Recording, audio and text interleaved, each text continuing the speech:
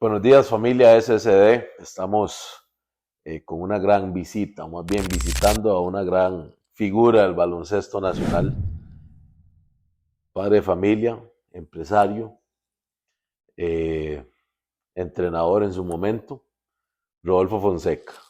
Estamos con alguien referente al baloncesto nacional, al que le gusta y al que no le gusta, es la verdad, aunque no queramos muchas veces aceptarlo, las cosas hay que aceptarlas como son.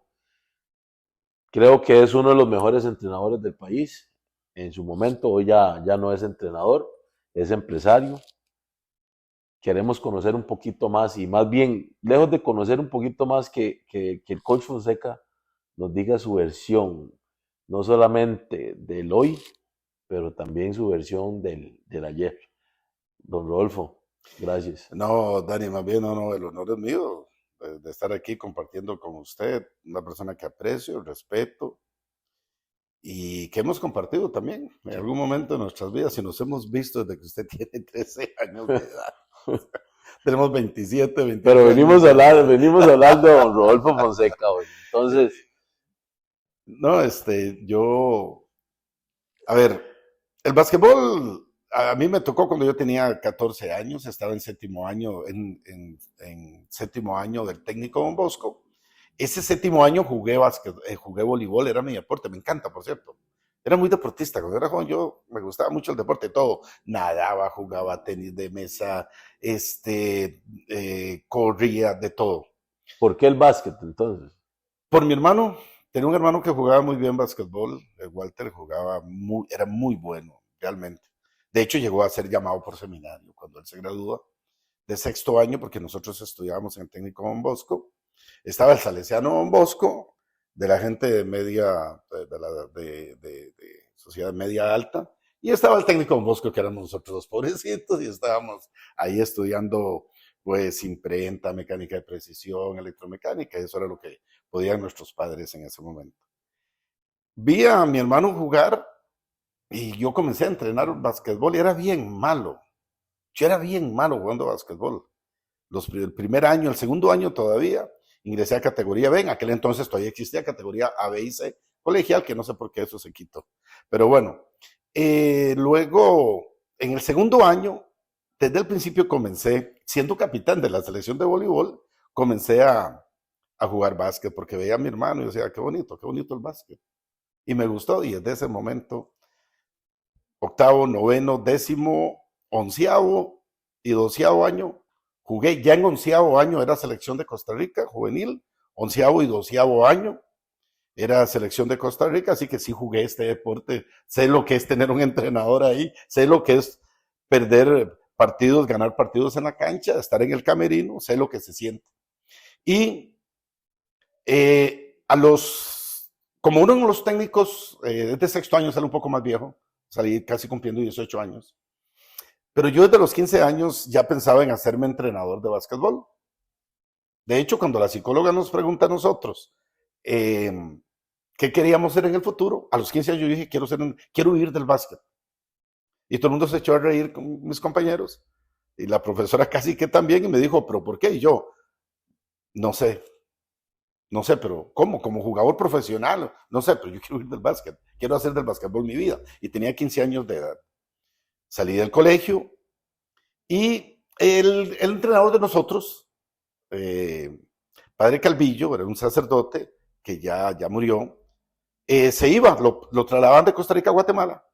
Y como ya yo tenía todos mis compas del equipo, él preguntó yo le decía, ya yo, de hecho, el técnico Don Bosco había estado en primera división, estando en colegial.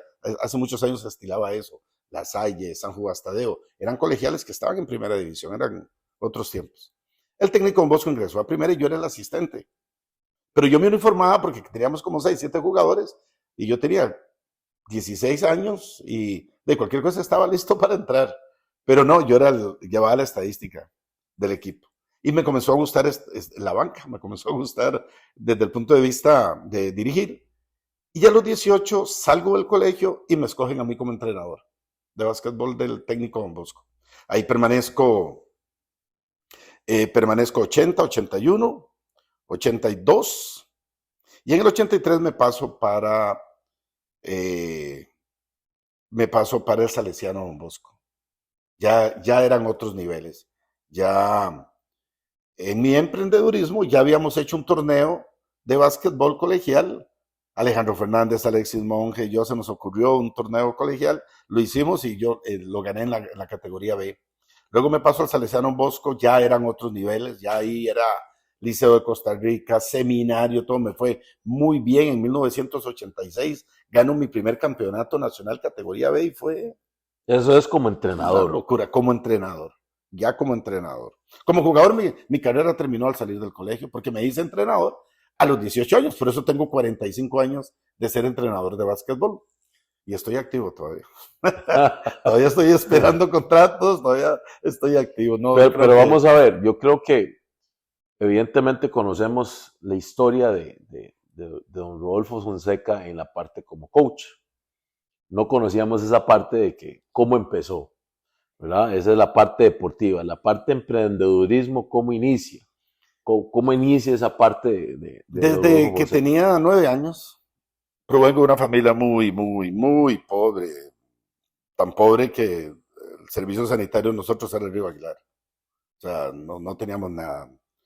Y no sé, no me gustó la pobreza. No me gustó. No. No.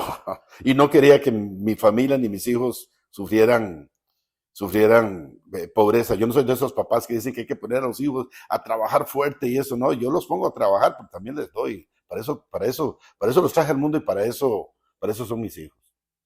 Y yo odié la pobreza realmente. Yo creo que para salir adelante hay que odiar la pobreza.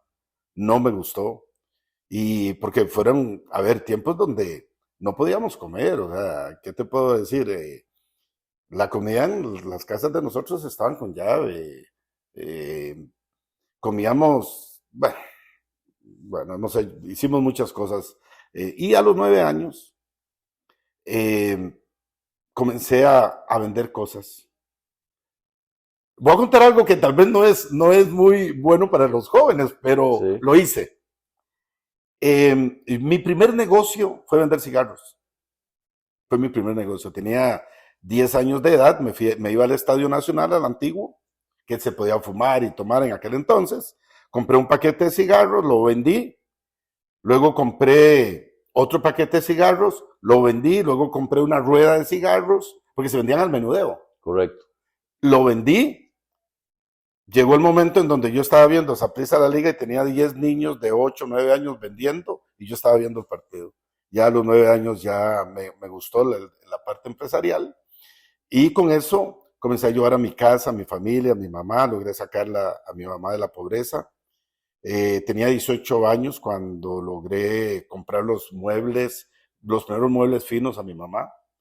Y todas esas cosas me hicieron muy duro, ¿verdad? Soy una persona muy fuerte, además de que tengo un carácter fuerte, pero me hizo entender más la vida real, no otra vida, sino la vida real. Pero vamos a ver,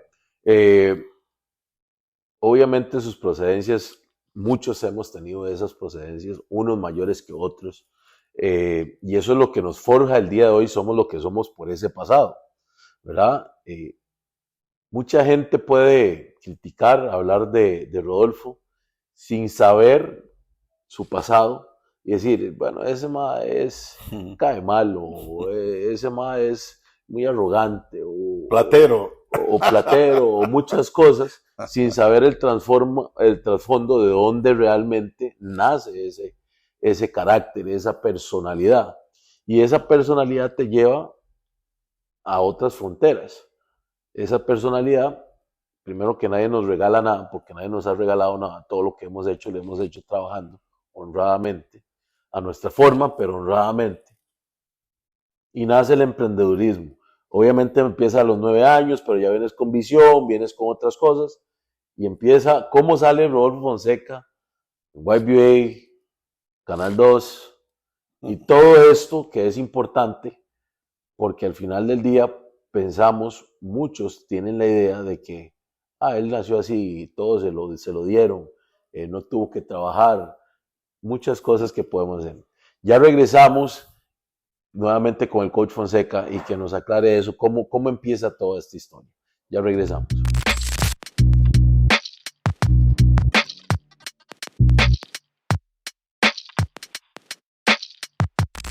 Gracias por continuar con nosotros. Estamos con un invitado, Rodolfo Fonseca, uno de los grandes entrenadores a nivel nacional. En el bloque anterior estábamos hablando, coach, de cómo inicia el emprendedurismo, que a don Rodolfo Fonseca no le regalan absolutamente nada, pero indiferentemente de sus inicios, en pobreza, con las uñas, que detestaba totalmente la pobreza, lo vemos en televisión, lo vemos con grandes figuras, grandes leyendas del baloncesto, Michael Jordan, muchos entrenadores, tales en televisión.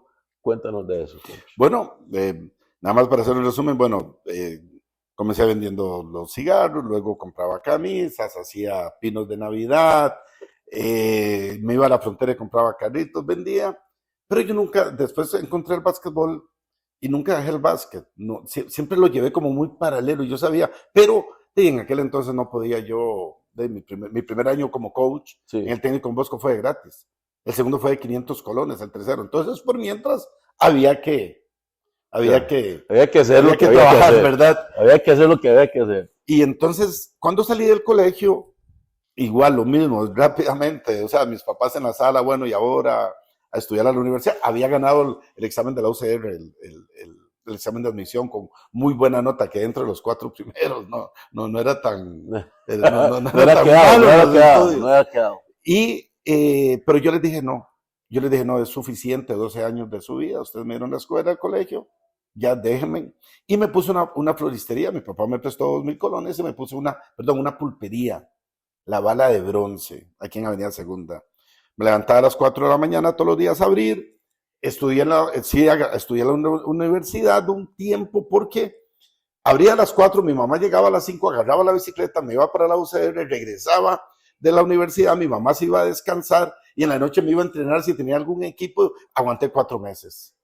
Tenía que dejar algo. Sí. O la pulpería o los estudios.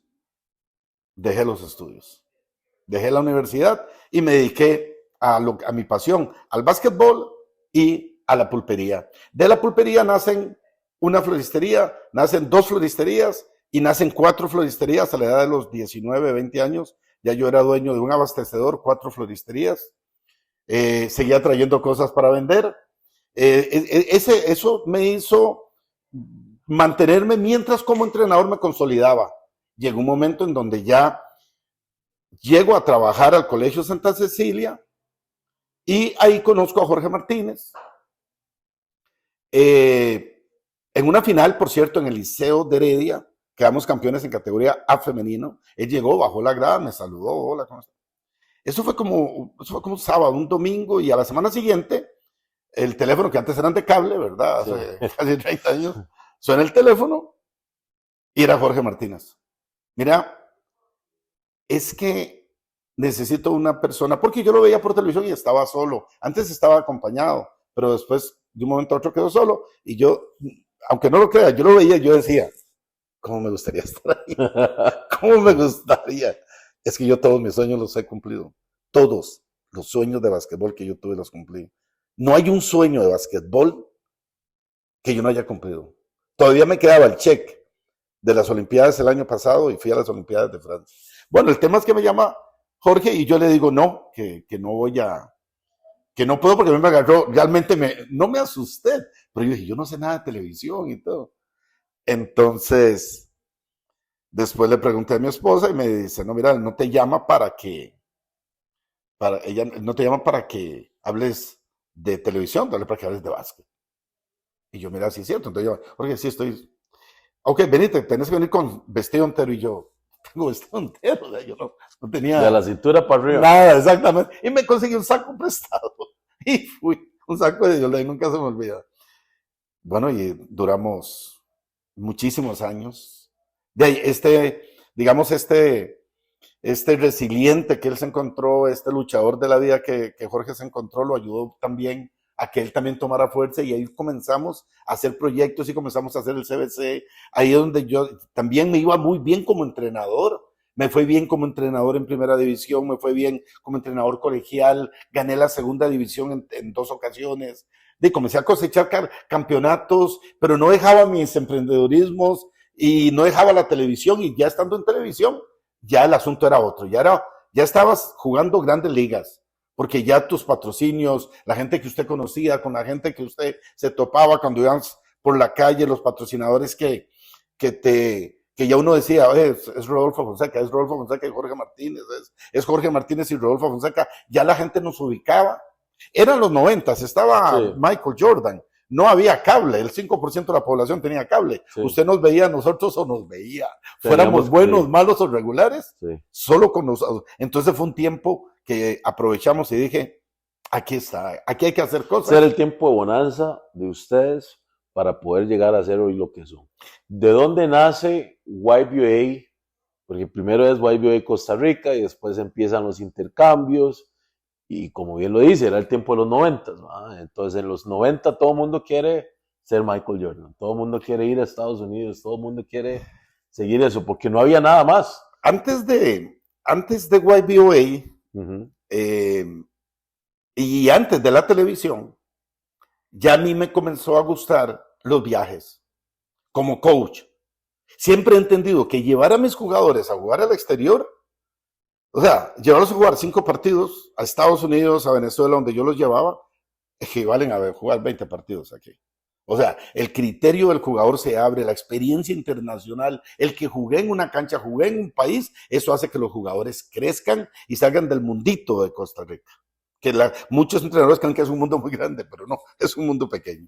Entonces, siempre me gustó como entrenador y comencé a viajar, llevaba mis equipos a Venezuela y después dije, bueno, ¿por qué no invitar a un equipo? Y entonces comenzamos a llevar otros equipos y yo los llevaba porque me dieran el boleto aéreo a mí también y cosas así. Pero después vi que había empresa ahí, había un negocio, turismo deportivo.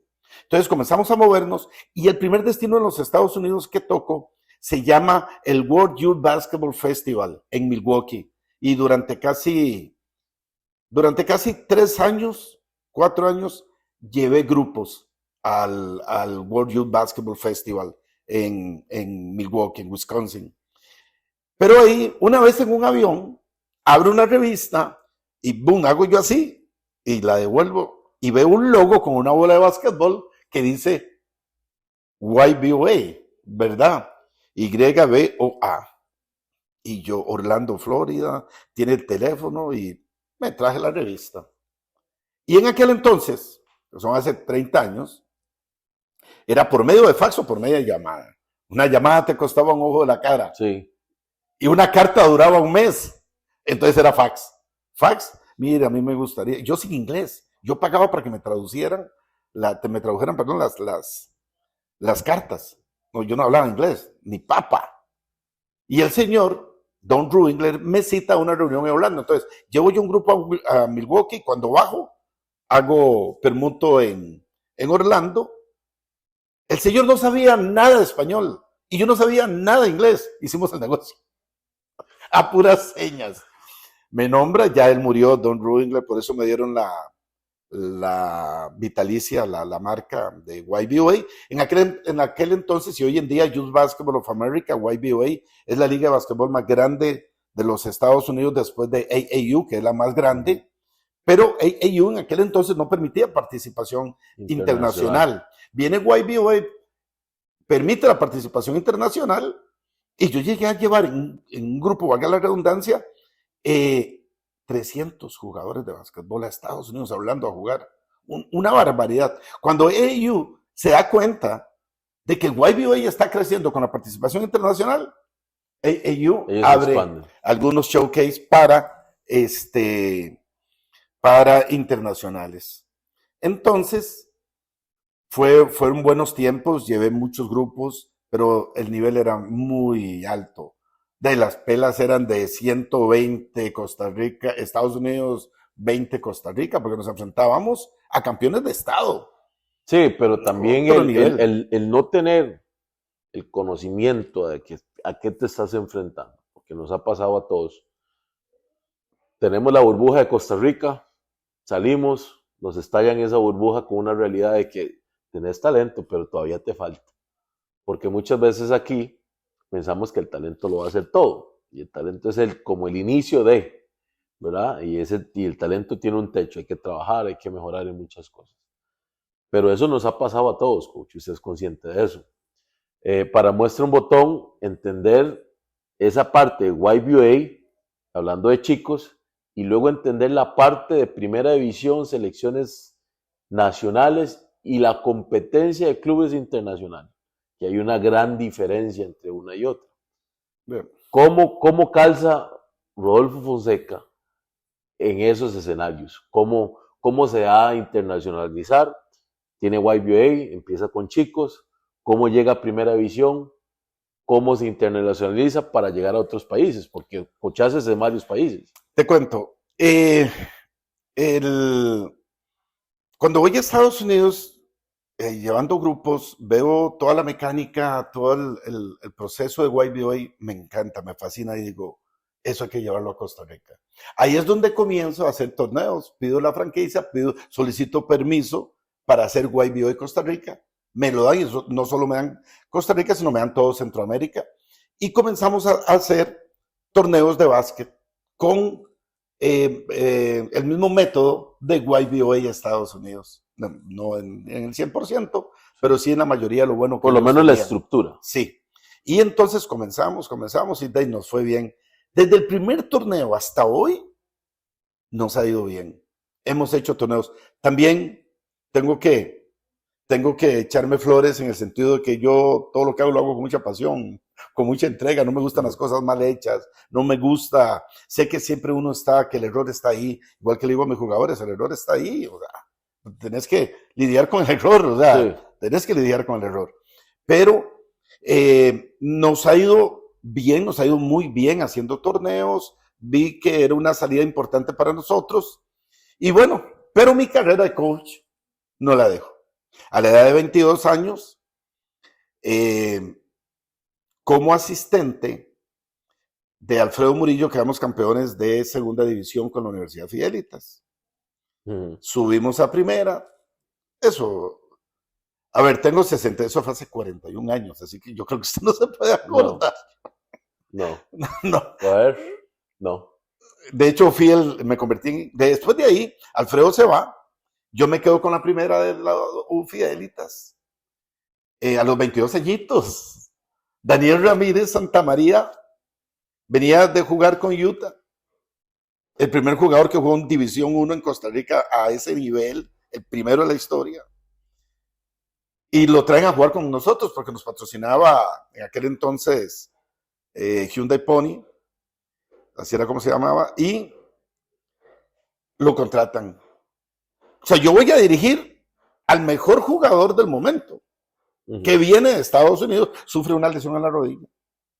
Y en Estados Unidos ya para hace 41 años. Sí, no había operaciones como las que hay ahora y todo el tema. Pero aún así, él todavía seguía apto para jugar en una liga como la nuestra. Y me toca inaugurar, todavía tengo la foto por ahí, partido, porque en aquel entonces jugaba el campeón anterior contra el Benjamín. El Benjamín era el que subía a la segunda división, el que había sido campeón. Me toca inaugurar, Daniel, en San Luis Gonzaga, contra Rigoberto Morris, campeón UCAM-UCAP, Blas Martínez, Spalding, y yo tenía un equipito, verdaderamente era un equipito de segunda división, más Daniel Ramírez, tenía a Luis Dixon, Adrián Dixon, y otro grupo de muchachos. Arnaldo Blando andaba por ahí. Partido perdiendo el primer tiempo por 24 puntos. Yo no sé, yo creo que yo estaba más asustado que dirigiendo. Gimnasio totalmente lleno. Para los que no saben, el señor Fonseca también se asusta, es de carne y hueso. Y entonces,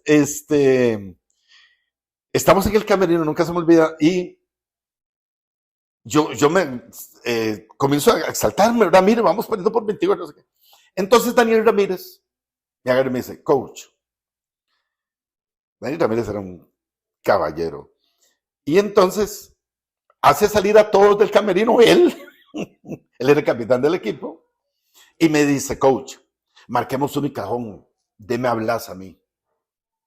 Tenía con la rodilla, con pines y todo, ¿verdad? Me dice, démelo. Y yo si algo aprendí de los jugadores es que cuando un jugador te ve a los ojos con determinación, haga lo que él te dice, porque él está determinado a hacerlo.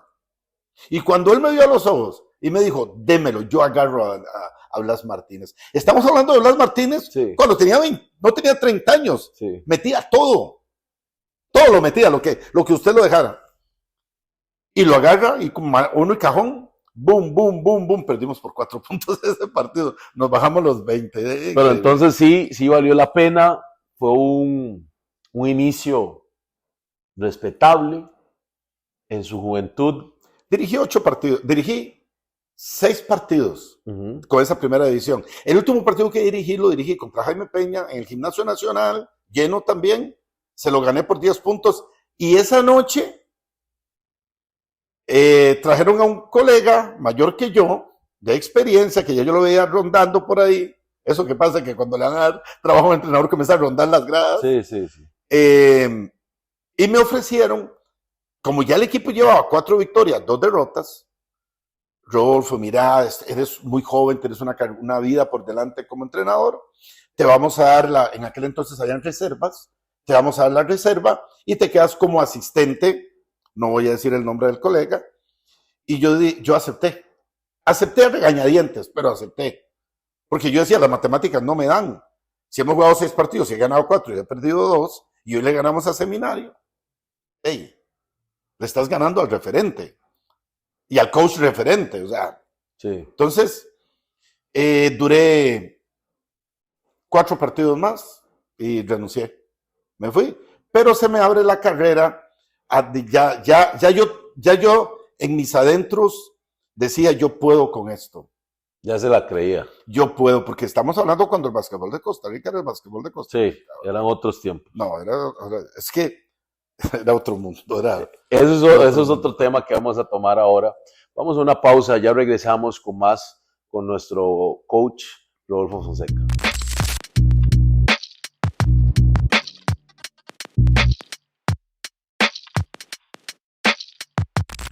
Gracias por estar con nosotros y seguir con nosotros en este espacio SSD TV, que lo que buscamos es buscar verdades y historia, la historia real de muchas personas que podemos percibir de alguna forma, pero la realidad es otra, como el de nuestro invitado del día de hoy, el coach Fonseca, que en el bloque anterior estuvimos hablando sus inicios en primera división, que a todos nos pasa en algún momento que nos ponen una cama, ¿verdad? Y ya cuando ven que hay un tema de éxito de alguna manera, bueno, siempre llega alguien, yo también puedo y todo lo demás.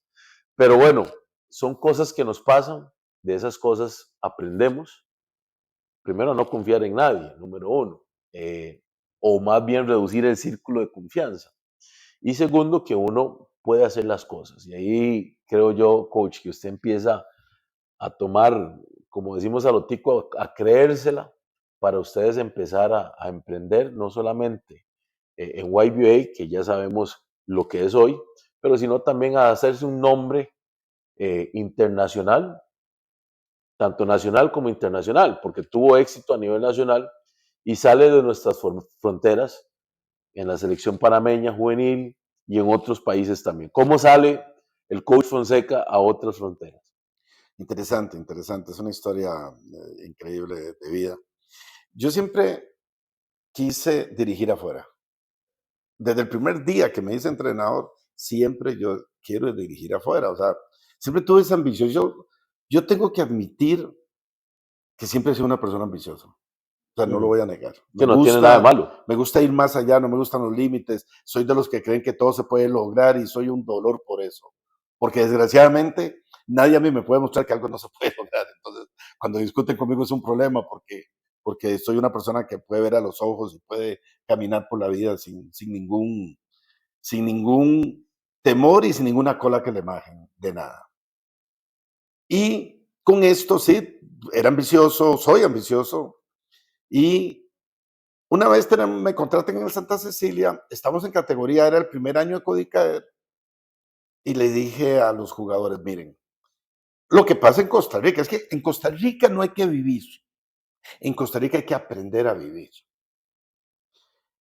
Y entonces les digo, miren, con el equipo que tenemos, tenía Yamal, Ujú. Levi, un equipazo, Amir de muchacho. Les digo, miren, si nosotros perdemos, la gente va a hablar con ese equipazo, qué barbaridad, ese man no vale nada, ese man no sirve, es un mal entrenador, ustedes son... Y si ganamos, la gente va a hablar. Que Que estaba claro que montado. como son panameños y es Rodolfo Fonseca, entonces van a hablar, digo, entonces hagámoslo por nosotros. Uno en la vida tiene que hacer las cosas por uno Claro. y de uno para el mundo. Así es como funciona. El egoísmo siempre tiene que estar presente para uno primero, ser el mejor para hacer mejor a los que lo rodean. Y así se lo hago ver siempre a mis jugadores. Si usted se convierte en el mejor del equipo, y usted en el mejor del equipo, y usted en el mejor del equipo, y una vez que son los mejores, les ponen todo para el equipo, vamos a ser los mejores todos. Y entonces les digo, miren, trabajemos no para ganar por Costa Rica, porque, y se los dije en enero, porque Costa Rica lo vamos a ganar. De hecho, la final la ganamos por 46 puntos en el Palacio de los Deportes a Santa Inés. Le digo, pensemos en ganar Codicaer en Panamá. Pero en aquel entonces ya yo estaba con GoBOA y yo mandaba sobres a las diferentes federaciones, ofreciéndoles viajes y con el tema empresarial. Sí. Y entonces nos vamos a Codicaer y quedamos campeones de Codicaer, ganando por 40 puntos. Ese fue el año de 40, amigo, porque todos los partidos los ganamos por 40 o más puntos. Y una vez viendo un partido ahí, se me sienta un señor a la par, se presenta conmigo y me dice, hola, qué buen entrenador es usted, me dice. Veo su equipo, se mueve muy bien, y yo, muchas gracias, ¿verdad? Estamos ahí sentados abajo en el gimnasio de Panamá. Me dice, yo soy el ingeniero Sánchez, Miguel Sánchez, presidente de la Federación de Básquetbol. Estaba a la par, Peralta, que el máximo anotador de las Olimpiadas del 72, panameño. Y me dice Miguel Sánchez, no, mucho gusto conocerlo. Entonces yo comienzo a hacer amistad con él porque digo yo, Panamá, Paraguay, Viboy, para Orlando. En serio, eso fue lo que pensé, la verdad. Entonces, pasa el tiempo, quedamos campeones. Ese año fue muy bueno para mí, gané 9 campeonatos. Pero gané uno que nunca se me olvida porque está conectado con Panamá, que fue el de segunda división, otro de segunda división que ganamos. Y el teléfono en aquel entonces, cuando te llamaban, no parecía el número, nada más decía no ID.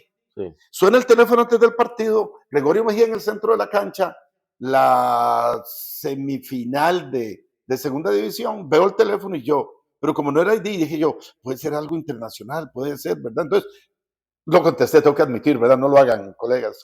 Lo hice, señor Fonseca, sí, es el ingeniero Miguel Sánchez de Panamá y yo, sí, lo llamo para contratarlo como entrenador de la selección de Panamá, juvenil, y yo, segunda vez que me asusté. Y yo, don Miguel, hagamos una cosa, mire, está empezando un partido. ¿Me puede llamar en 2 horas? Sí, claro, está bien. Pregúnteme si pedí un timeout. No, me Yo me imagino. pasé todo el partido pensando que se pasara rápido. Ganamos, por cierto. Y a las 2 horas suena el teléfono.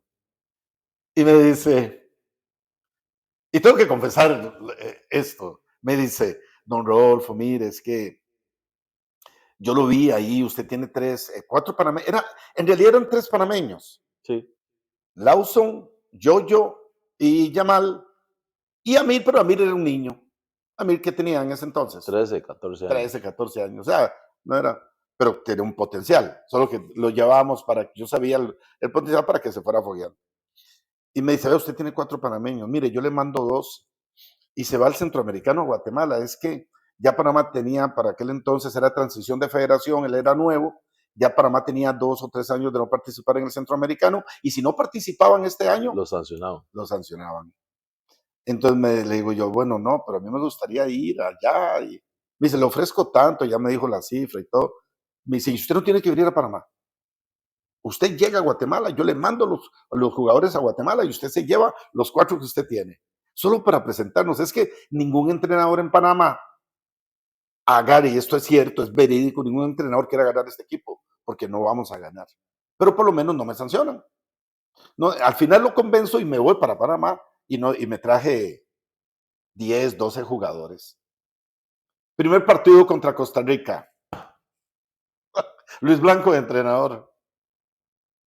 Pierdo de 24. Perdón, pierdo de 4. Pierdo de 4 puntos. Clifford Smith se mete, no sé, 30 y resto de puntos mete. Me llaman, es que perdimos contra, no tenía que perder porque todo el mundo en los periódicos en Panamá, yo tengo todavía las copias. Se sabe que hay una rivalidad entre Costa Rica y Panamá cuando se viene el tema de baloncesto. Pero es que era un tico entrenando en Panamá, eso era ofensivo para ellos. Para los entrenadores de Panamá eso era ofensivo. Entonces, nosotros le ganamos a todo el mundo.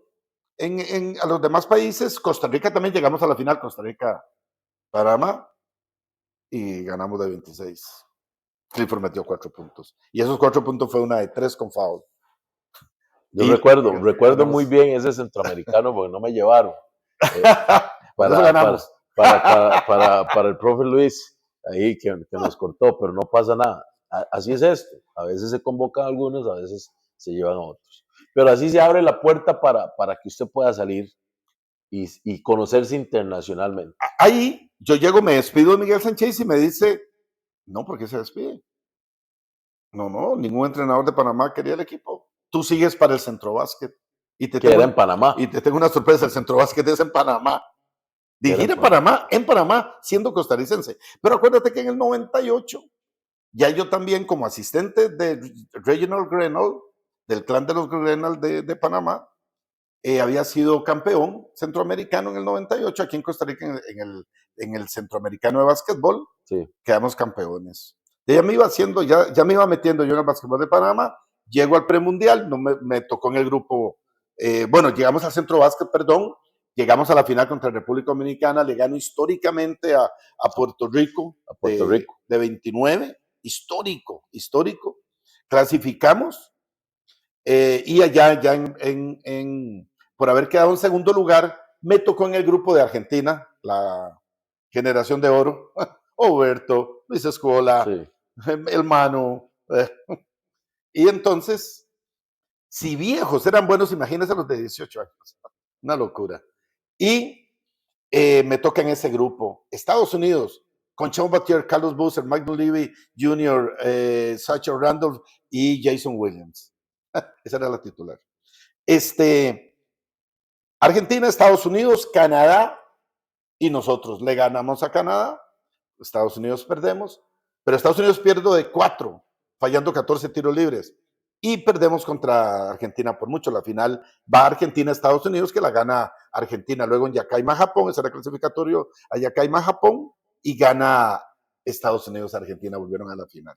Bueno, después de ahí, bueno, estamos en el centro básquet, perdemos contra República Dominicana, nos vamos al premundial.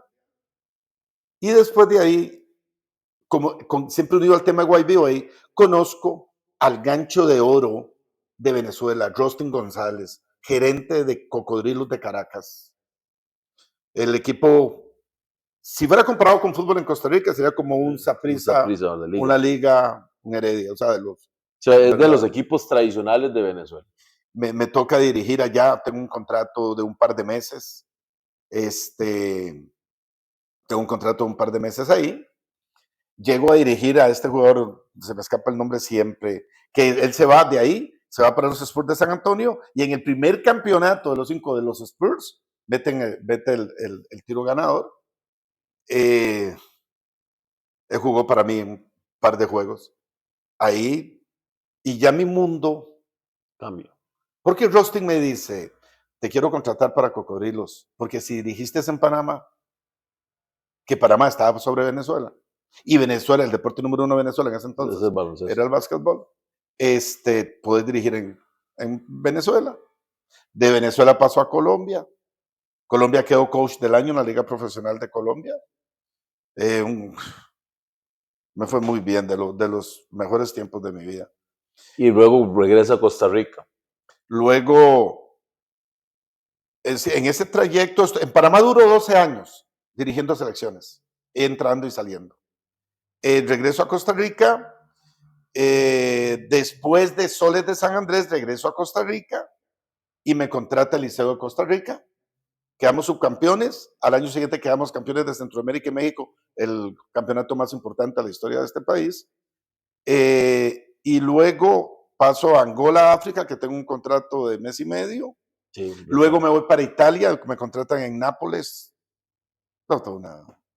Yo nací becado. No, vamos He a ver. disfrutado mi vida. No, y está bien, y no todos tenemos el mismo camino, y hay unos que tienen más éxito que otros. El tema es la envidia, y no reconocer cuando alguien simplemente lo ha hecho bien. Pero también dentro de lo bueno que pasa, también pasan cosas que no nos agradan. El tico siempre va a ver lo malo. Recuerde, Eh, en Costa Rica hay que aprender a vivir. sí, pero también hay cosas que pasan que tenemos que ver por qué pasaron. Por ejemplo, nosotros vamos a la Liga de las Américas, todo creo yo que es algo exitoso para nivel país, que no nos dieron mucha pelota, está bien, salimos en Fox Sports, todo esto, ¿verdad? ¿Qué pasa? Pero el liceo desaparece. ¿Qué pasa? ¿Por qué pasa? ¿Por qué pasa eso? Tenemos un año exitoso o 2 años exitosos, jugadores de nuestro país que van en alza, y un equipo como el Liceo de Costa Rica, después de la mano de ustedes, de Rodolfo Fonseca, desaparece. ¿Qué pasa? ¿Por qué pasa eso, coach? ¿Por qué nos pasa eso? Yo primero, ¿O qué pasó en ese momento? Sí, yo primero no tengo la respuesta de por qué desaparece, porque yo estoy en el Liceo de Costa Rica 2 años consecutivos, 2 subcampeonatos y el campeón de Centroamérica y México. Si estuviéramos en un país con cultura deportiva, eso no estuvo mal. Pero venían cuestiones internas de que había que ganarle a Barba, porque había que ganarle a Barba, y si perdías contra Barba, todo estaba mal. Nosotros venimos un domingo de Liga de las Américas siendo campeón, la federación como si fuera nada, como son las federaciones de básquetbol de este país, y nos ponen a jugar martes.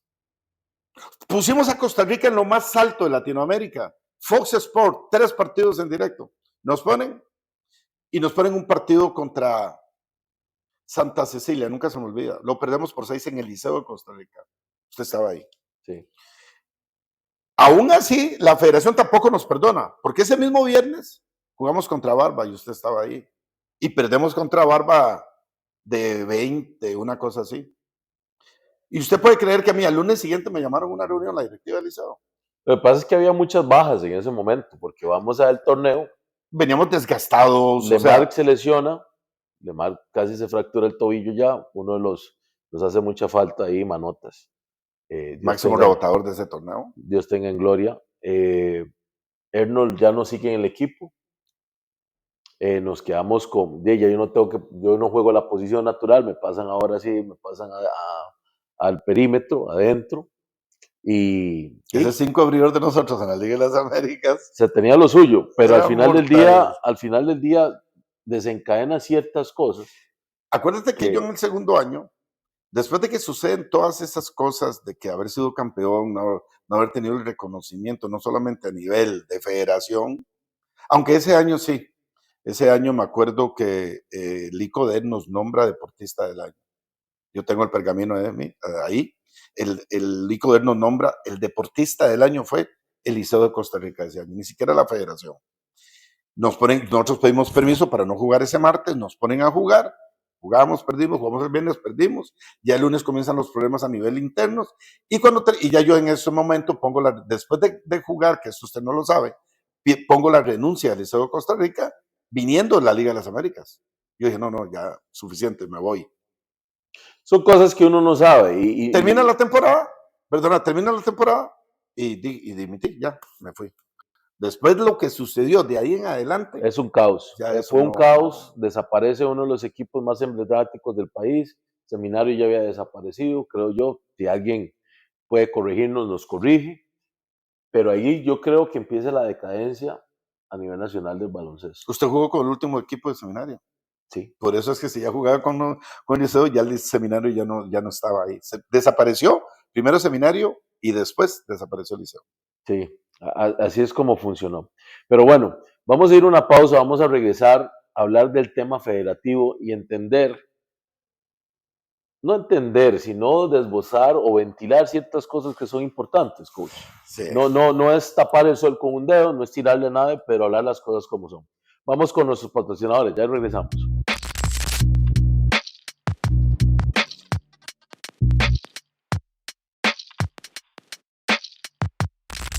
Estamos de regreso, gracias por continuar con nosotros. Hemos conocido un poco la historia, la trayectoria del coach Fonseca, la parte bonita, la parte de ganar, la parte de ser resiliente, la parte de que viajo el mundo por, a través por el deporte, conozco a Michael Jordan, viviendo mis sueños. Eso es otra historia también. Pero al final del día estamos hoy en Costa Rica. ¿Y qué está pasando, coach? ¿Por qué hay dimes y diretes entre YBA y Federación? ¿Por qué hay una animosidad entre dos grandes del baloncesto o referente en la parte, por lo menos en lo que es administrativo, organizacional del baloncesto nacional? Y no hay una uniformidad para que esto funcione. No estoy diciendo que venga de parte suya o que venga de parte de la federación, sin embargo, lo hay. Inclusive, la federación ventila que si participa en este torneo y no participa en FECOBA, pues no puede ser llamado a una selección nacional. Temas de este tipo, lejos de ayudarnos, nos lastima. ¿Qué pasa? Bueno, en esto sí, se necesitarían tal vez 3 programas para hablar, vamos a sintetizar, pero en realidad YBOA no ha hecho nada diferente de lo que ha hecho en los últimos 30 años. De hecho, este año es nuestro 30 aniversario y el año más maltratado a YBOA. O sea, ¿Por qué maltratado, coach? en lugar de recibir felicitaciones por parte de la federación, ha sido un ataque directo y no sé ni por qué, la verdad. A ver, yo no he hecho nada malo, he seguido siendo la misma persona, como ustedes me quieran ver, arrogante, simpático, cae mal, buena gente. Y la verdad, no es algo que a mí me preocupe mientras nadie me dé un cheque por mes, de los que hablan. Pero, no sé, esta nueva directiva, después de Franklin Martínez. Martínez, adoptó una situación de revanchismo con YBOA, de que hay que aplastar a YBOA, de que hay que despedazar a YBOA. Y yo siempre dije, pero ¿qué estamos haciendo mal? Y en realidad inicié el año con una gran felicidad de saber que estábamos 30 años.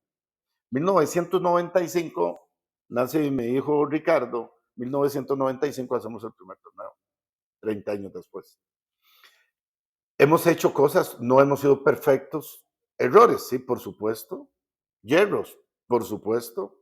Uno tiene que aprender a vivir con el error. Pero que hemos hecho básquetbol, Daniel. ¿Quién comenzó a traer las universidades de NCAA en bloque en Costa Rica? Fuimos nosotros. ¿Quién comenzó a trabajar las camisetas de campeón?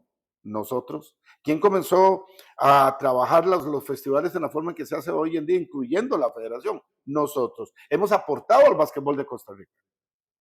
Entonces, ¿por qué tanta animosidad? Yo no tengo ninguna animosidad, yo sigo haciendo lo mío. O sea, yo me levanto todos los días de mi vida a hacer lo mismo. O sea, a ver, hay personas que desde que se levantan, creo que se levantan pensando en mí. Yo no. Yo no pienso en la Federación de Básquetbol, porque no hace, a mí, digamos, empresarialmente, ni bien ni mal me hace la federación, nunca. Cuando han estado otros presidentes, hemos convivido. Los torneos han convivido. La FECOBA tiene su formato, nosotros tenemos nuestro formato. Claro. Ellos ayudan de una forma, nosotros ayudamos de otra. Usted escoge con quién jugar.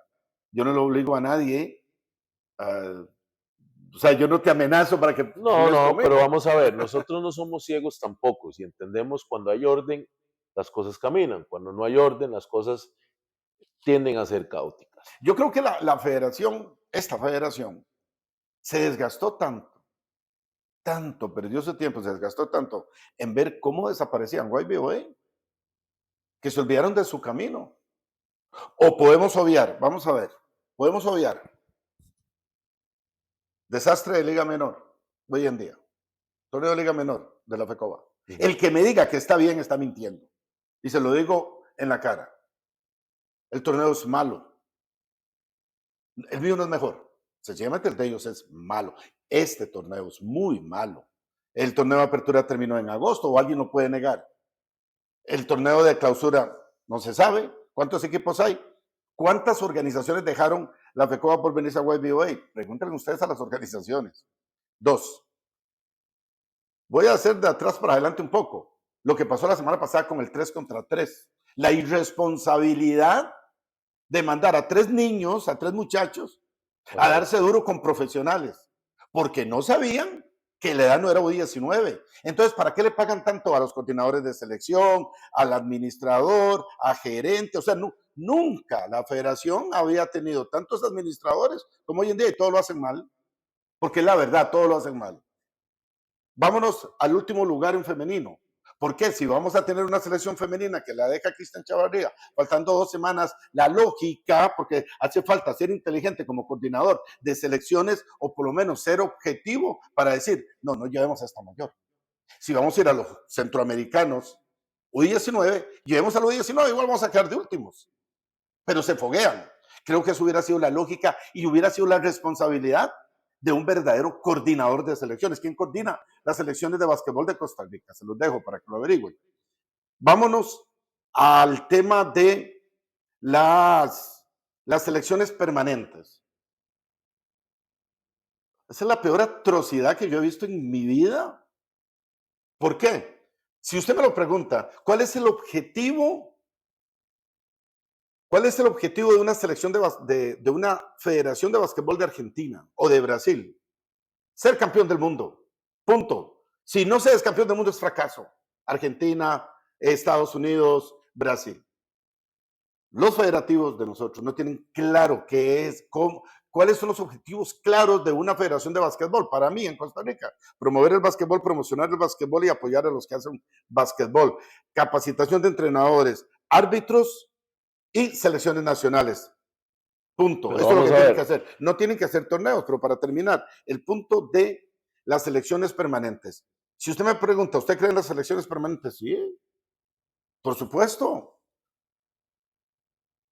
Lo que pasa es que como no saben, yo tengo que decirlo, es que no saben. Los que están a cargo de las selecciones no saben, creen que saben, pero no saben. Cualquier entrenador del planeta Tierra sabe, en cualquier disciplina, que los que tienen que ir a una selección son los que están en su mejor momento. En el pico. No los que tenés entrenando hace 2 años. No es el que está, porque tal vez el que estás entrenando hace 2 años no te sirva para este torneo. Te va a servir el chiquillo o la chiquilla que vistes por ahí hace 2 meses. Hey, vámonos. Entonces, selecciones permanentes, el concepto, sí, pero con orden, con planificación, con deseos de hacer las cosas bien, si no es tan difícil. O sea, no es tan difícil, lo que pasa es tan pequeño. Coach, pero lo que pasa es que vamos a ver, usted no lo ve difícil, que ya ha estado metido en eso. Una de las cosas que yo siempre he dicho es que tenemos el baloncesto actual en manos de gente, creo yo que con falta de experiencia, para no decirlo de otra forma. No, que no sabe. Bueno, que no saben, es que no la verdad. Entonces, si supieran, no lo hacen. Estamos de acuerdo. Pero ¿qué pasa? Pero entonces, ¿por qué seguimos dejando que los que no saben manejen el baloncesto? ¿Por qué no tenemos un Rodolfo Fonseca en la federación? Vieras que me han... Primero, porque yo sé que tal vez usted diga, no me interesa, porque tengo mi propio mundo basquetbolista. Pero al final, si yo no aporto a la solución, soy parte del problema. Es que cuando la gente me ha preguntado, Rodolfo, ¿por qué usted no presidente? Le digo, yo creo que nadie votaría por mí. Porque yo haría las cosas asumiendo. Totalmente diferentes. Me plantaría en esos 6 objetivos. Pero está asumiendo. ¿Se ha puesto el coach Fonseca a siquiera intentarlo? ¿Llegar a la federación? Sí. No. Por eso. Entonces, no lo ha intentado. Entonces, no puede decir hoy en día que no votarían por usted. Hoy en día sí.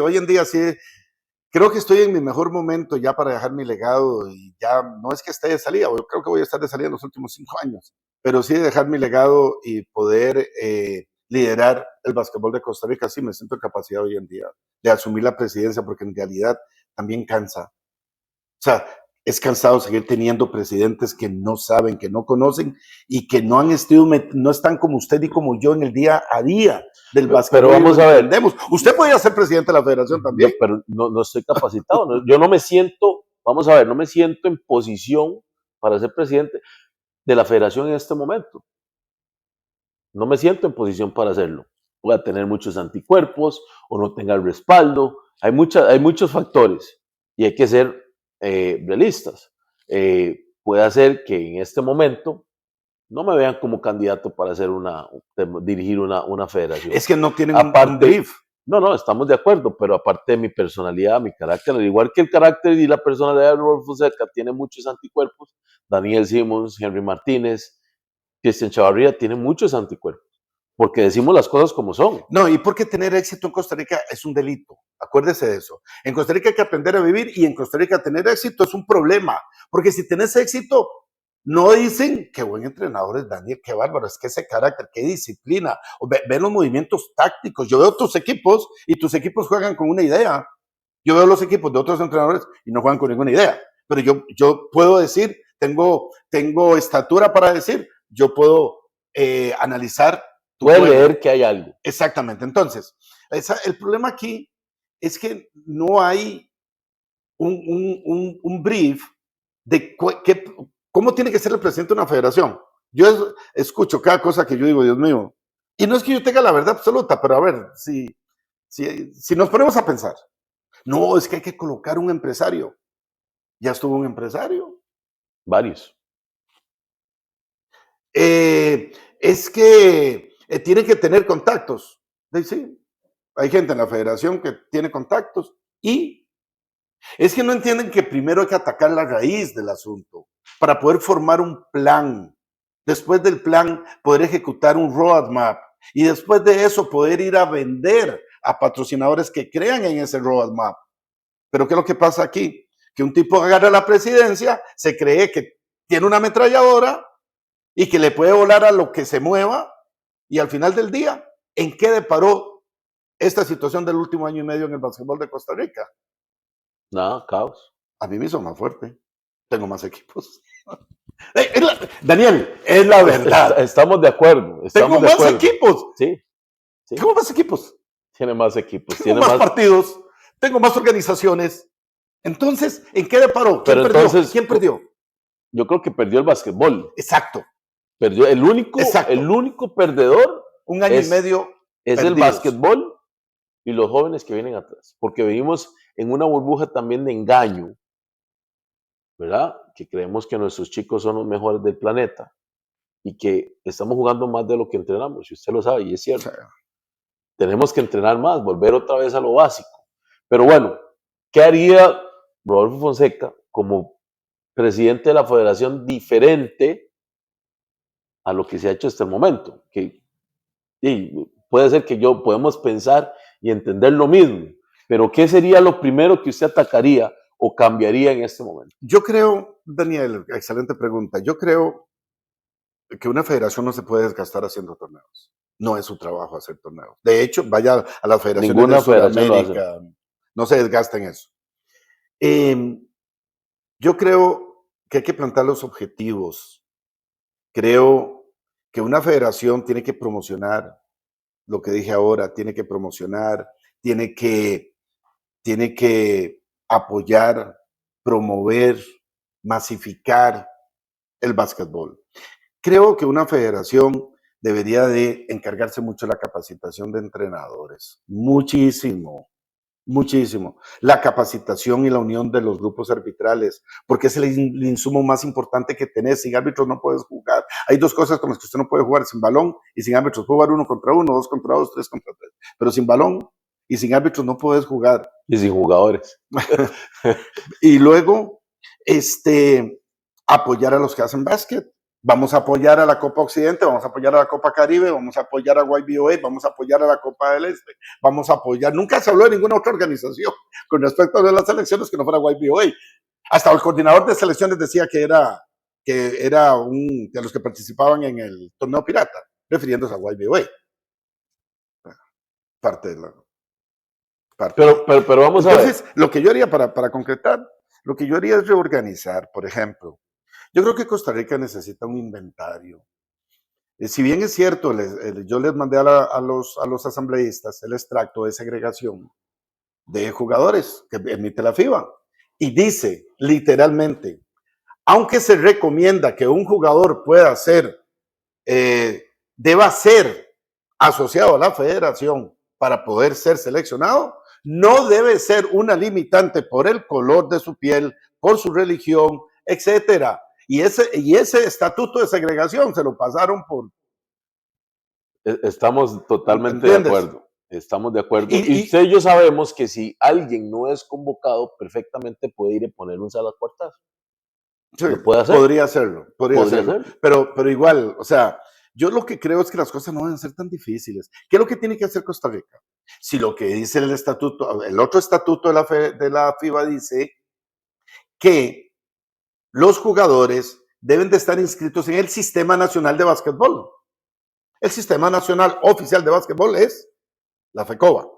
Ok, yo participo en YBOA, tengo 100 jugadores de una academia, pero no participo en FECOBA. Pero voy a inscribir a mis 100 jugadores dentro del Sistema Nacional. De eso, la FECOBA debe sacar un inventario tanto. Yo le preguntaría, hoy en día yo le puedo decir a usted cuántos entrenadores tengo en YBOA, cuántos jugadores tengo en YBOA, hasta cuántos padres de familia, y hasta puedo detectar los padres de familia problemáticos. La FECOBA podrá decir lo mismo. La FECOBA podrá tener un inventario del básquetbol nacional de los entrenadores. O sea, si ni siquiera tiene eso, ¿cómo va a vender básquetbol la federación? Entonces, la federación se tiene que encargar.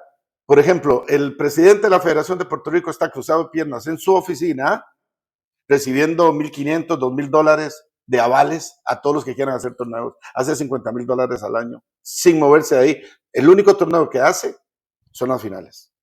Hace una semana de categorías en diferentes regiones de Puerto Rico. Es todo lo que hace. ¿Qué harías con la primera división?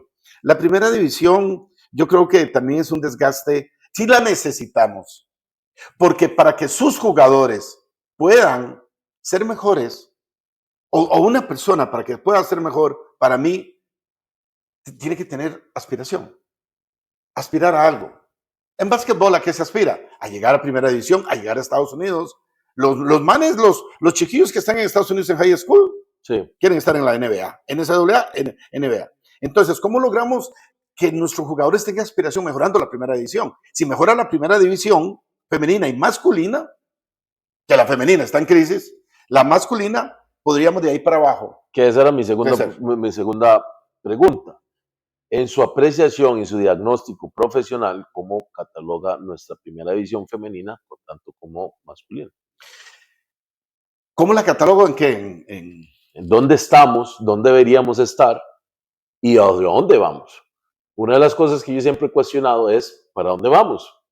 El barco está en el agua, pero estamos sin rumbo.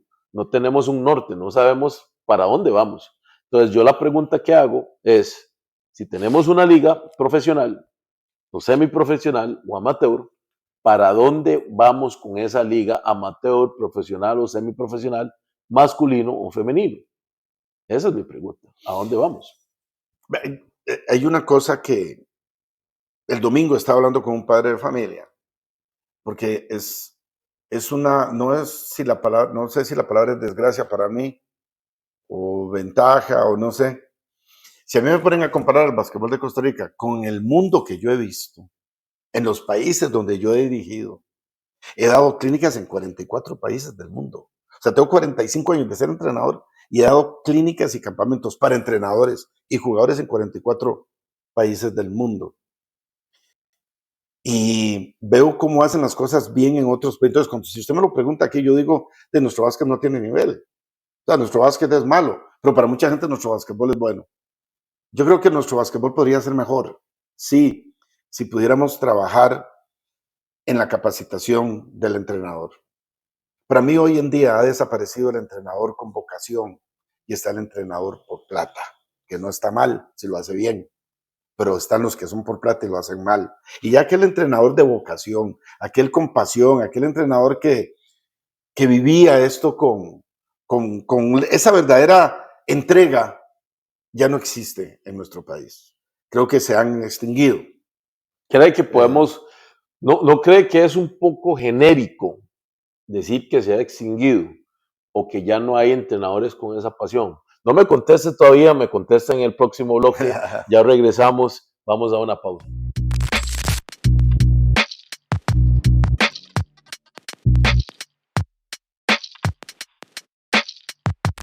Estamos de regreso con un tema muy interesante. En el bloque anterior, el coach Fonseca nos dice que en su percepción, el entrenador con pasión, el entrenador que vivía como antes, que estoy claro que son tiempos muy diferentes, que ya está extinto. ¿No sería un poquito extremo generalizar que ese biotipo de entrenador ya está extinto? Para mí sí, o sea, yo pienso que cuando yo le hablo de vocación, yo hipotequé mi casa, yo no tenía plata para ir a mi primera clínica a Canadá. Hipotequé mi casa, tuve que pedir los permisos pertinentes Sí. para poder, eso hice, a ese extremo llegué, Uh-huh. o sea, quería ir, quería capacitarme, yo sabía que en Costa Rica no iba a encontrar eso, iba a cuanta clínica hiciera porque soy de los que creen que yo aprendo del peor jugador, yo aprendo de los entrenadores. Hoy en día, Daniel Simons hace una clínica para entrenadores, Rolfo Fonseca hace una clínica para entrenadores, posiblemente nadie va, porque es la verdad. Pero si traen un mexicano, argentino, etcétera, y sí sirve para que, avalado por la FECOSA, si es avalado por la FECOBA porque tiene el título, van a ir para la licencia. Pero si un día usted dice, bueno, los invito a todos los entrenadores que quieran venir a una clínica conmigo, quiero charlar con ustedes sobre spacing, sobre, no sé, running jump, running gun, etcétera, diferentes tendencias del básquetbol actual, podrías llegar, yo llegaría, Sí. yo estaría de primero ahí, pero no creo que muchos vendrían porque no das título o sea, no te No hay ayuda ningún para el beneficio. licencio, no. Entonces ese entrenador ya no hay, ya ese entrenador no hay. Entonces, creo que la pasión también viene en el sentido de que de los que antes vivíamos totalmente del básquet, bueno, hoy en día yo me mantengo viviendo total 100% del básquetbol, pero aquel entrenador, aquellos que realmente nos metíamos en la ciencia, nos metíamos en ese trabajo, en ese detalle, yo lo veo en YBO, los entrenadores que a veces se les olvidan los partidos, que a veces se les... Vamos a ver, vamos a ver. No, Ya, no, ya no, empezó a estoy tirar. diciendo, no, no Ya estoy empezó diciendo a que, tirar. yo no estoy diciendo que... Vamos a ver, ya empezó a tirar. Primero, a mí no se me olvidan los partidos, empezando por ahí. Pero vamos a ver, dentro de las organizaciones que hay, coach, y usted puede dar fe de esto. Ahora hay asistentes 2, 3 y 4. En su tiempo, ¿cuántos asistentes tenía? Uno. ¿Qué pasaba cuando el entrenador principal no llegaba? Dependiendo del asistente que usted tenía, o se dirigían solos o dirigía el asistente. La mayoría de los casos dirigía el asistente. Entonces, explíqueme entonces, ¿cómo puede pasar ahora que en sus tiempos la cabeza siempre estaba? Sí, Y si la cabeza estaba en todos los partidos, si usted tenía 3 categorías, tenía 3 entrenamientos ese día, y si tenía 3 partidos el fin de semana, usted sabía que estaba ahí todo el fin de semana. ¿Por qué ahora es diferente? ¿Por qué ahora asumimos que todos tienen la misma capacidad? Dani, es que yo creo que conmigo necesitas como 3 programas. Yo te digo una cosa, ¿sabe qué pienso yo de los entrenadores de mi país? Desde entrenadores de selección, que han perdido la dignidad. Ahora, no solamente tienen pasión, sino que han perdido su dignidad. Mucho entrenador que ha perdido su dignidad. ¿Por qué? ¿Y sabe dónde nace eso? Desde el momento Y yo lo juré y hasta la fecha nunca lo he hecho. Que me pongan a licitar para Juegos Nacionales. Yo dije, no entro a Juegos Nacionales. Porque resulta que te piden pero el precio es el 70% del cartel.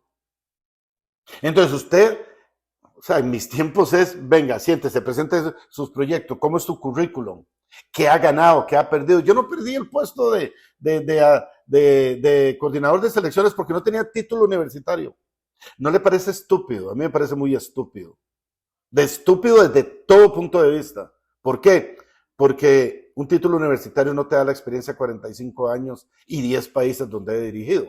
Pero no importa, ese es otro tema. Volvamos a lo que me estás preguntando. Yo creo que el entrenador de básquetbol en muchos casos pierde su dignidad por ser entrenador de una selección. Como esto que pasó de las selecciones permanentes. Creo que más de un entrenador se le debió haber parado a la federación y dicho, no, un momento, no. ¿Cómo que los que no están en YBOA? ¿Qué le pasa? Usted no sabe que YBOA existe hace 30 años. Vamos a ver, yo indiferentemente YBA exista 30, 40, 50 años, con el respeto que se merece YBA, ninguna organización está por encima de que ese muchacho que tiene talento, está en su pico más alto, tiene que estar en una selección. Exacto. Punto. Exacto. No me importa, puede no estar importa jugando, dónde juega. No me interesa dónde esté jugando. Exacto. El jugador que esté en su mejor forma, en su mejor condición, así juega en la liga de la Conchinchina y es tico, debe representar a su país y tratar de ponerlo en lo más alto. No puede haber segregación de nada. Entonces, yo creo que por ahí yo te doy la razón, no soy de esa línea. He hablado con el coordinador de selección, yo no creo que esté en esa línea tampoco. Sí sé que la federación como gremio ha estado en esa línea, no es de mí. Bueno, usted me conoce, coach, a mí en el momento que a mí me empiecen a condicionar, sabe que me pierden, ¿verdad? Pero bueno, son cosas que pasan en nuestro país. Última pregunta. Rodolfo Fonseca, como presidente de YBA de Centroamérica y Costa Rica, estaría en una posición de ayudar en un plenario abiertamente para intentar de enderezar el barco. Sí. De hecho, y lo digo públicamente, lo digo en tu programa, porque no es algo que ni quiero coaccionar a nadie, ni presionar a nadie, pero sí me gustaría postularme como presidente de la federación. Creo que estoy como te dije anteriormente, en un momento en donde creo que puedo hacer cosas ya tras tantas experiencias, pero me haría rodear de gente que no tenga que ver con equipos ni organizaciones, sino con gente que aunque le guste el básquet y que quiera aportar, ahí sí es donde caben los empresarios, los que tienen contactos, porque el que sabe de básquetbol soy yo. Yo solo necesito gente que me ayude a tener los dineros para promocionar, para apoyar, para becar, para capacitar. Eso es lo que se necesita. Entonces sí, estudiar, ya sea como presidente, que por sí no me van una cosa es lo que yo quiera. Y otra cosa es que va a pasar. ¿Verdad? ¿Qué va a pasar? O sea, no, yo sé que no va a pasar. Pero yo creo que no es tan difícil. No es tan difícil en un país tan pequeño, con un básquetbol tan pequeño, hacer las cosas bien. Nosotros en YBA no vamos a cambiar el formato. No importa el presidente que esté. Porque no lo he cambiado en 30 años. O sea, no ha hecho mal. No tiene por qué cambiarlo. Porque le ayuda a muchas organizaciones. Las sedes que damos, y usted ya conoce, pues está en el mundo, en la comunidad YBA, de todo lo que aportamos, bien que mal aportamos. Pero sí, yo creo que es la FECOA la que tiene que cambiar.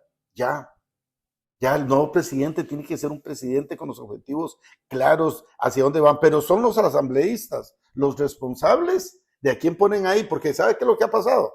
Que votan, se van para sus organizaciones y no les importa lo que pase. Hoy en día creo que por primera vez hubo un despertar de los asambleístas de entender que son los jefes. Digamos que sea el inicio. Primero que nada, agradecerle, coach.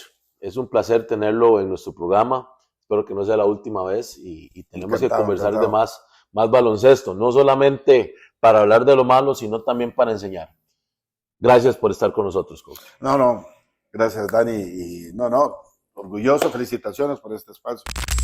Encantado, un gusto haber estado acá compartiendo con el coach Daniel Simmons en su programa SSD TV. Los invito porque este es un espacio para lo mejor del básquetbol de Costa Rica. Nos vemos.